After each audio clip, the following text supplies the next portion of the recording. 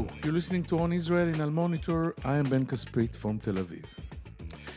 Israel is deeply worried by the deja vu scenes of Christian and Shiite Muslim militias shooting at each other from between the skyscrapers of Beirut.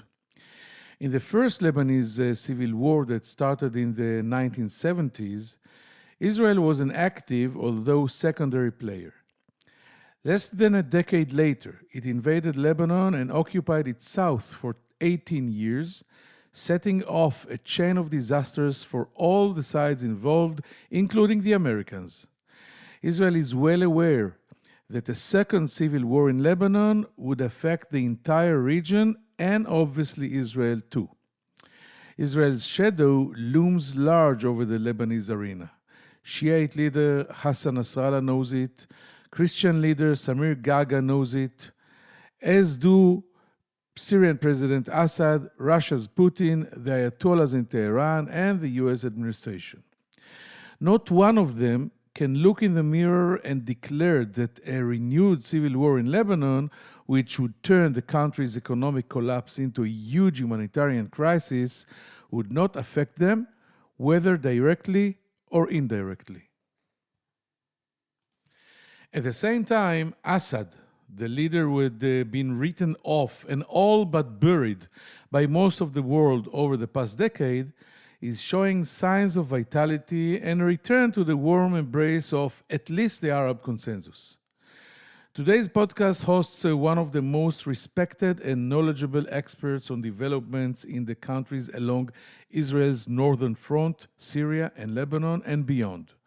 Professor Eyal Zisser is the vice rector of the Tel Aviv University and the former dean of its Faculty of Humanities and director of the Moshe Dayan Center for Middle Eastern and African Studies. He served in the elite 8,200 unit of military intelligence, has published numerous studies and 6 books on Syria and Lebanon. Professor Zisser, who is closely monitoring the latest events in our north, joins us right after this short break. If you're listening to this podcast, you obviously care about the Middle East, and if you do, you should probably be reading Al Monitor. Al Monitor is a global newsroom headquartered in Washington, D.C., with a network of over 160 contributors around the world. Al Monitor offers first-class reporting and analysis from a range of perspectives and an approach that represents the highest journalistic standards, as well as an award-winning commitment to press freedom and independence. If you haven't done so already, visit us at almonitor.com, check out our articles, and sign up for our free newsletters. There's a lot to choose from, including the Week in Review, an essay that offers unusual insights and forecasts into the region based upon Al Monitor's outstanding reporting. And if you haven't done so, please subscribe to our Al Monitor podcast on your favorite podcast platform, On Israel with Ben Caspit, and On the Middle East with me, Andrew Parasolidi.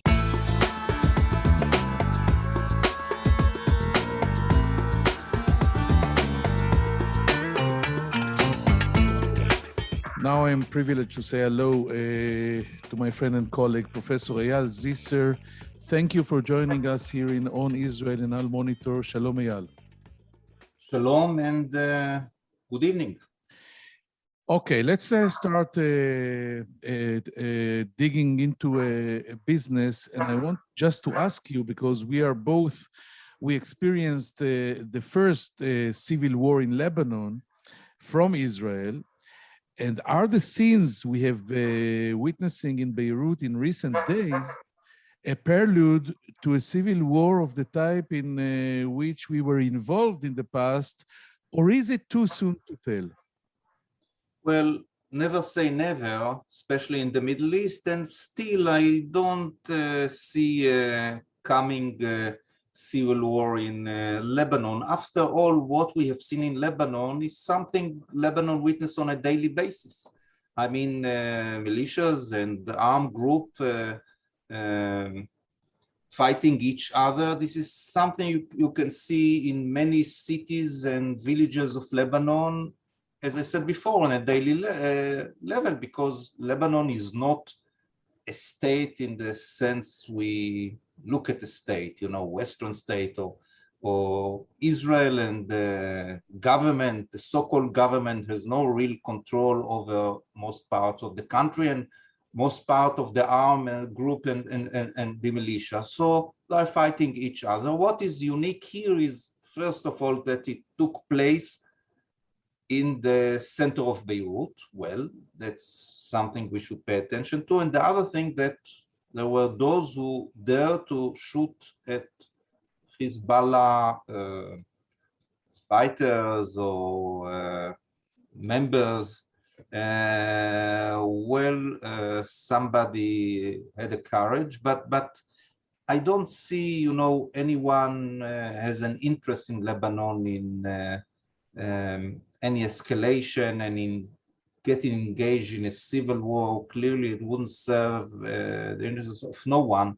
So I guess, my guess is that things will calm down. There might be some, someone might take revenge, but because Hezbollah already accused Jaja, it's a very small Jaja, the leader of the Christian militias.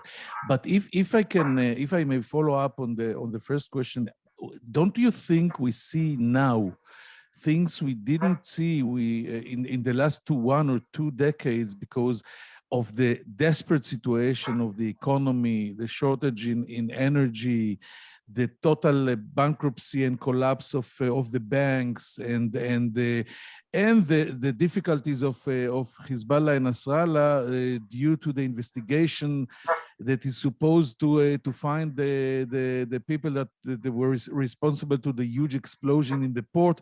All these scenarios aren't. Don't you think it may cause what we call the ultimate storm, the superstorm, that can cause a civil war? Well, once again, not necessarily. What we haven't seen, and we've seen during the last several months, are people who dare to confront Hezbollah. It started, if you remember, with the Druze in the village of Shuya that stopped a vehicle of Hezbollah after launching rockets into Israel in May 2020, just several months ago, and beat the Hezbollah fighter and actually arrest him. And Nasrallah said this is something that we cannot accept, but they dare to confront Hezbollah. And now people are shooting at a demonstration held by Hezbollah. So people are not so afraid of Hezbollah as they were before. But basically, when we look at Lebanon, people are desperate, yes, no doubt about it. There is a severe economic crisis, although, we should judge it not in Israeli eyes and according to Western criteria, but, well, when you look at the Middle East, Jordan, Syria, the situation in Lebanon is bad, but, nothing new. Nothing new. And the problem in Lebanon is always the problem is, first of all, that, the corrupted politicians, the godfathers, they are those who run the government now. They are those who are commanders of the armed militias, and they are responsible for the stalemate in the Lebanese politics. And they play very smartly the ethnic or the communal card. And eventually those youngsters in Lebanon who want a change in the election, they will vote because of this ethnic or communal card, the question of identity to those leaders, something we know in Israel. People are not happy, but eventually they go to fight, they go to vote according to their affiliation or to their the way they identify themselves. Yes, let's say a few words about the balance of power in Lebanon. You've written many researches and books about the civil war in Lebanon and the involvement of Syria and all the powers that we're steering in. And now, after, I think that the civil war ended in 1990, so we are at 20 35 years after this, 31 years, and Lebanon's Christian population has been greatly weakened since the first civil war, while the Shiites have grown much stronger, and Hezbollah leader Nasrallah is the strongest force in Lebanon, and the Syrians are playing a secondary role, not a major role that they played in the past, while Iran is busy steering the pot. How do you see the balance of power there? And is it sustainable? Well, first of all, in Lebanon, balance of power is something temporary, and till the next civil war. And already Nasrallah, many years ago said that actually it was after the American invaded Iraq in 2003, and Nasrallah said, there is one thing we should follow the Americans. Held real democratic election like the Americans held in Iraq. In Iraq for many years the Sunnis were a small majority, but they were the rulers. Then the Americans brought real democracy, not the democratic process you have in Lebanon, which allocate seats among the different communities, and the Shiites, who are almost 40%, have only 20% of the seats in the parliament. So Nasrallah said, I want real democratic direct election, but this will not happen. Nasrallah is strong, but he has his he has his own constraints. First of all, not all of the Shiites follow Nasrallah, and we saw it in Iraq, where many radical pro-Iranian parties were defeated in the last election only a week ago. Many Arab Shiites see themselves as Arab Lebanese, as Arab Iraqi, and do not want to follow Iran, or in our case, to follow Nasrallah. And then the Shiites, okay, there are 40%. So what are you going to do? To occupy Lebanon? To suppress the other? This is something that might be too difficult. He can do it, but he will pay a very heavy price. And why should he? In the meantime, he's doing what he wants, and the government is a tool in his hands. Nobody interrupt or disturb what he is doing or confront him. So why should he drag the country into a civil war? So he's almighty, but still has his own source of weakness, and that's the current situation. Now we reached the ultimate question, because we are in Israel, are involved in everything, and if the worst case scenario will happen, how would a new civil war in Lebanon can affect Israel, in your opinion? Well, judging from the past, it will. First of all, it's up to us to decide whether we want to be dragged into the war like we did in 1982, where we were those who take the decision to get involved in the war. But if we'll follow what we did in Syria, yes, there is the challenge that, ISIS or some radical groups might launch rocket or try to carry out attacks like they did, in May, only several months ago. But this is on the tactical level. It's not a strategical threat. Basically, Hezbollah will be focused on, maintaining or ensuring, in this battle of survival, ensuring his position. And he will have a real challenge how to keep the balance with Israel, how to maintain the deterrence capability he achieved vis-a-vis Israel. And, when we speak about civil war in Lebanon, it's, mainly someone shooting or exchange, shooting with other group. It's not a real war, and there's nothing to do with the arsenal of missiles Hezbollah has. So I would argue that it will have very little effect. And as far as the arsenal and the power of Hezbollah, it will not affect it. And Israel will should try to avoid any engagement in such a war, and shouldn't rely on the hope that, this wishful thinking that because Nasrallah is now engaged in a civil war, domestic civil war, he's so busy that he might leave us alone and we can do whatever we want. I'm happy to hear your optimism, Professor Zisser, but I hear other analysts that say that usually we think that we have a balance of deterrence between Hezbollah and Israel.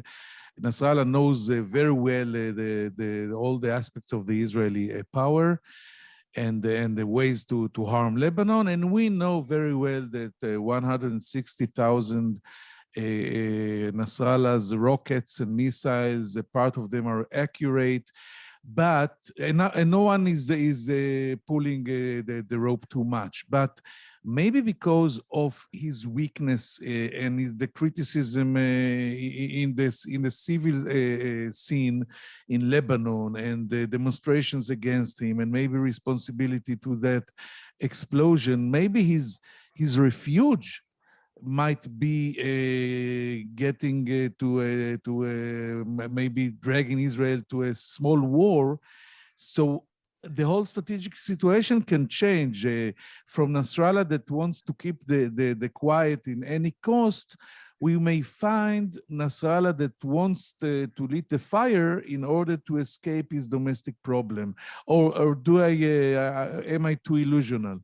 I don't think Nasrallah has a real domestic. It's like suggesting that Netanyahu has a serious domestic problem within the Likud. Yes, he has a problem, but I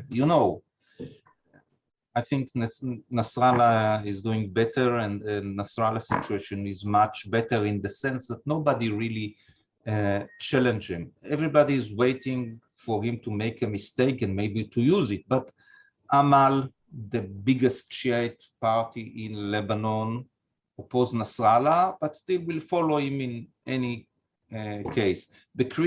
Most of the Christians are totally with Nasrallah. The Sunnis, the Hariri family are against him, but they are powerless.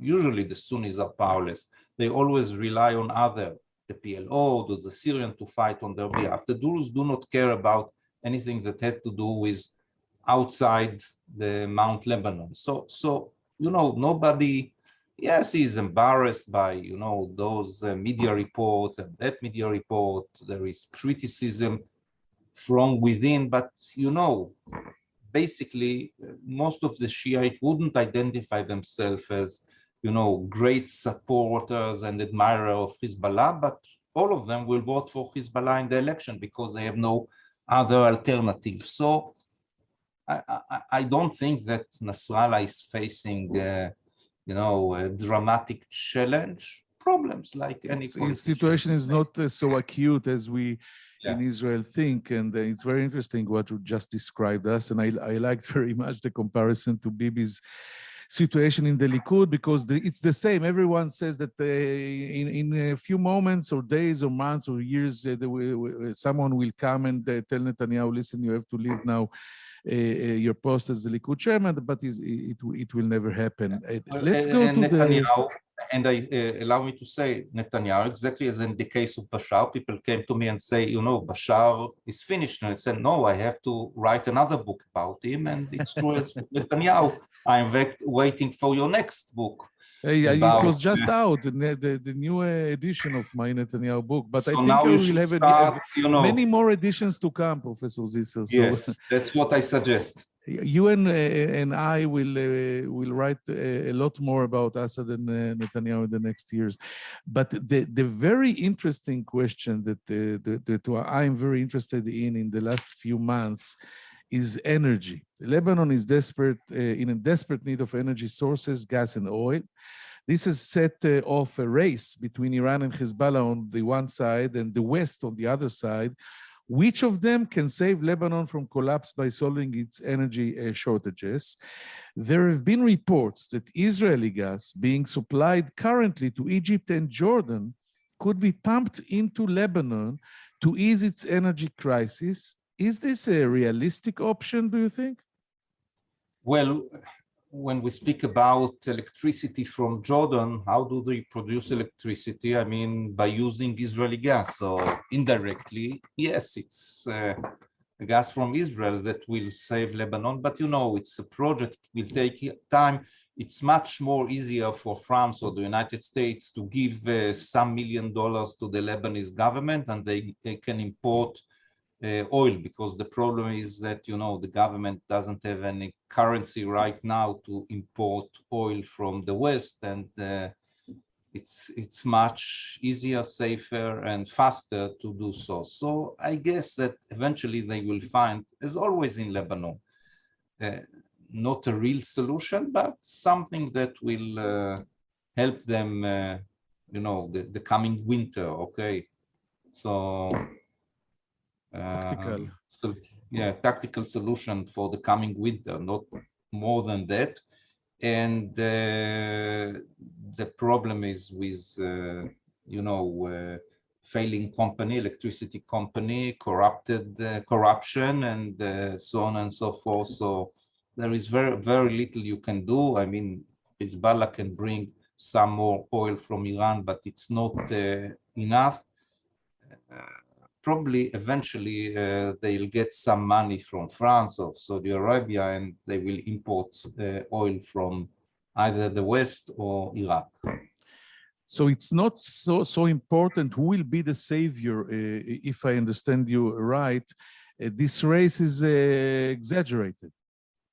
Yes, indeed. And eventually, you know, nothing is important in Lebanon because, you know, everyone, he can say what he wants, and he can, you know, eventually goes to the ballot in the election day and vote for his, you know, for his community, for his, it's like The Godfather, you know, you saw the movie, and well, this is the... Everything is personal, and you vote for your tribe.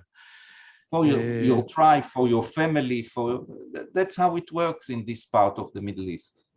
Okay, so let's move a little to the east to a guy that you just mentioned that you are. You wrote a lot about his father, and of course about him. And I think if I recall that you are not one of the analysts that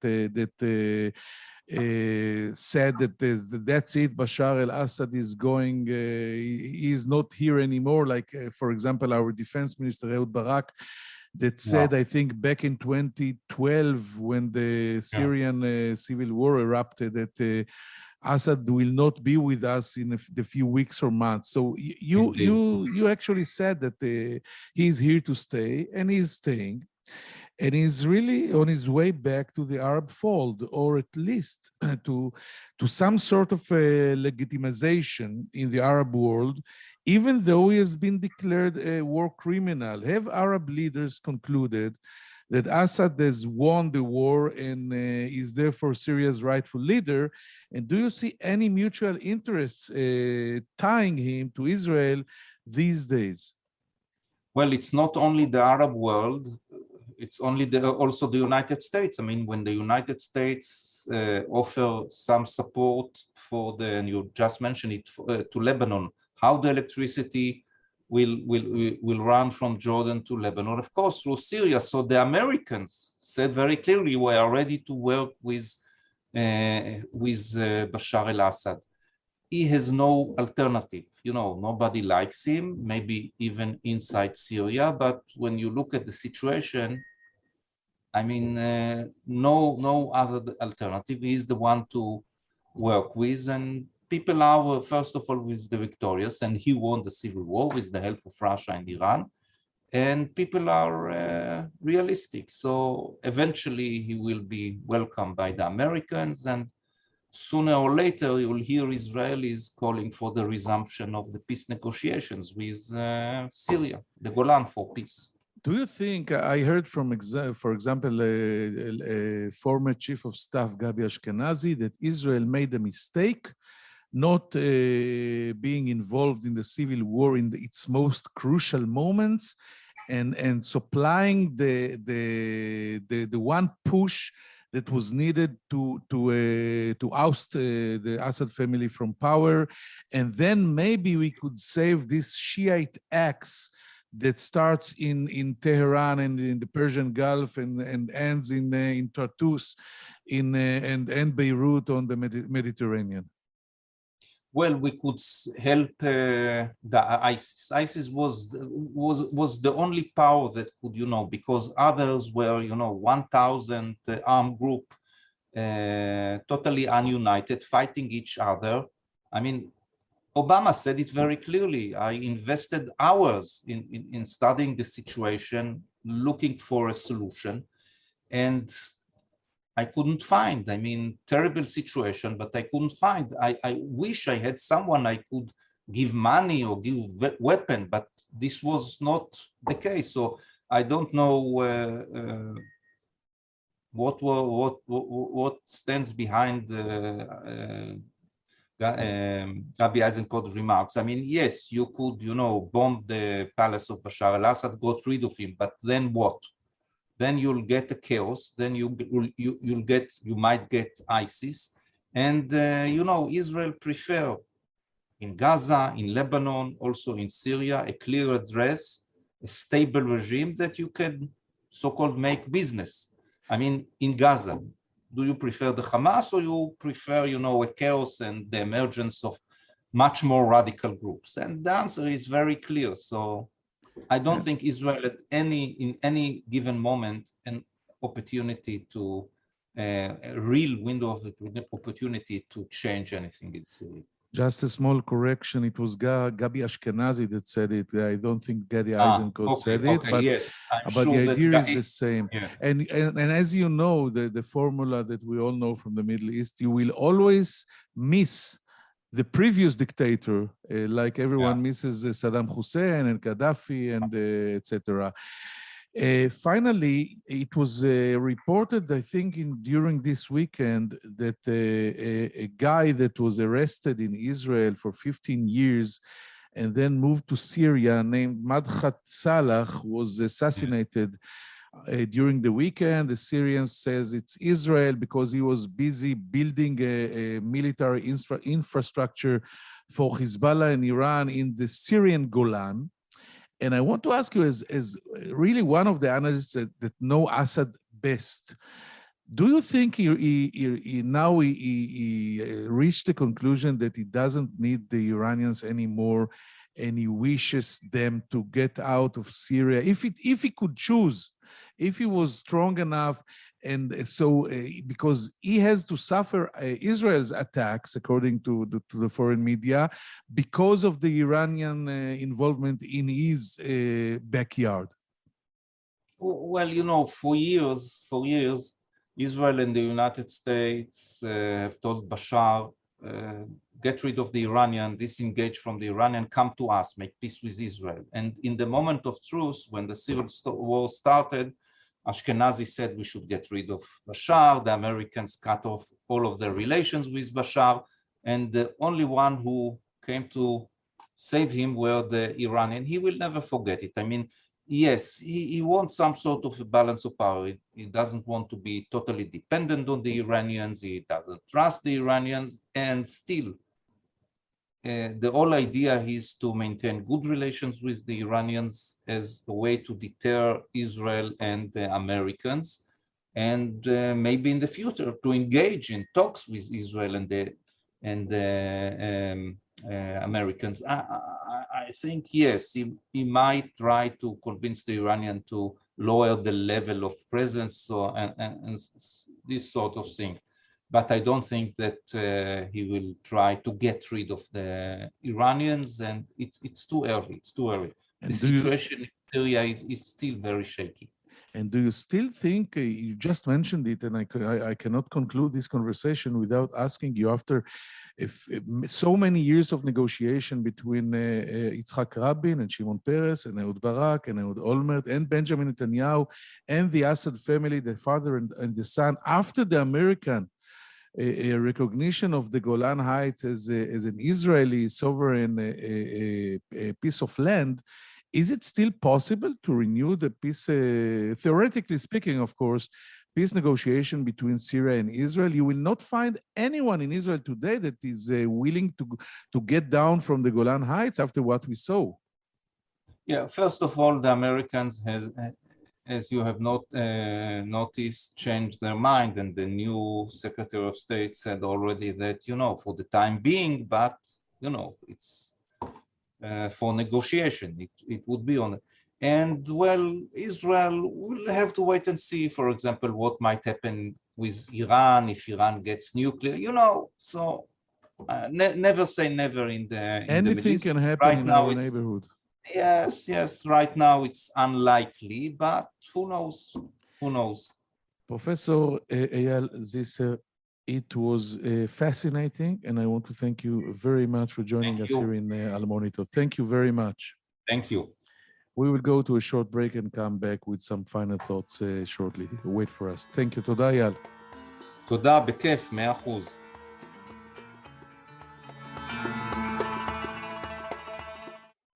I'm Andrew Parasolidi, president of the award-winning media news site El Monitor, where we cover the Middle East with some of the best reporters and columnists anywhere.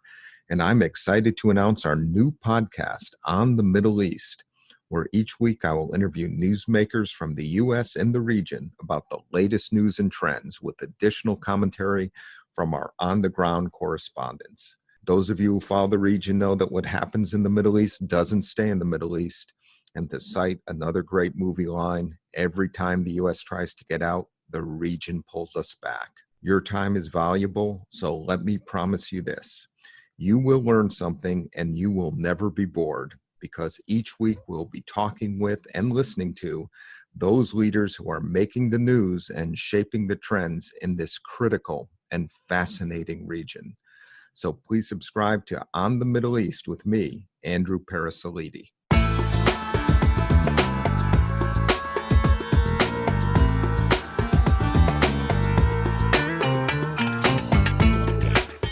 Thank you for staying with us. Professor Zisser's educated guess is that the sides in Lebanon are not going to another round of civil war.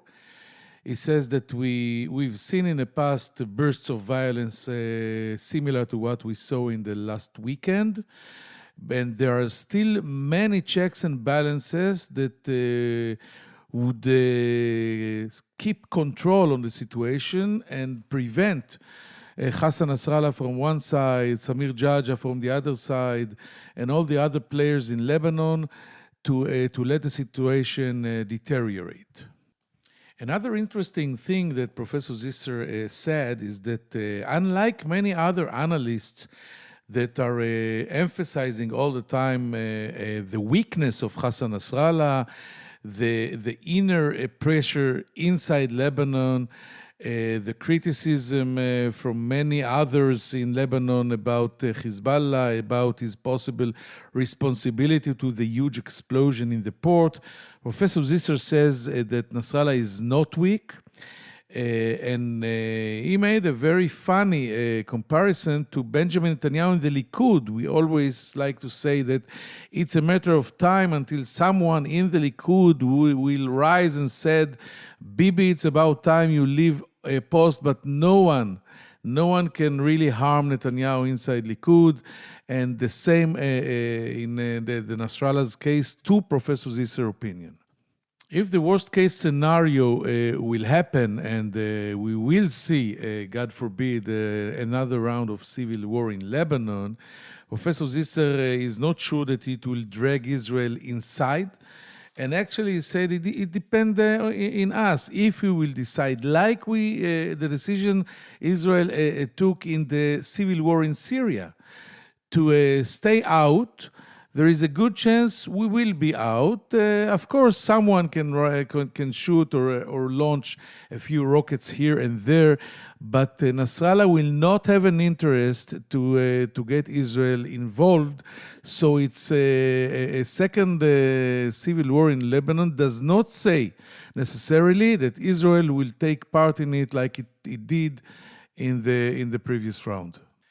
And finally, talking about Assad, Bashar al-Assad, Professor Zisser agrees that it's not only the Arab world that realized that Assad is back and he's here to stay, it's also international community and especially the Americans that are willing to work with Bashar al-Assad because first, he won the war, and everybody knows it, with the help of the Russians and the Iranians, but it doesn't matter. And second, there is no alternative to Assad in Syria. And this is the big Assad asset and secret. I hope you found it interesting, and I hope to find you here next week on Israel in Al Monitor. I'm Ben Caspit from Tel Aviv. Take care. Bye-bye.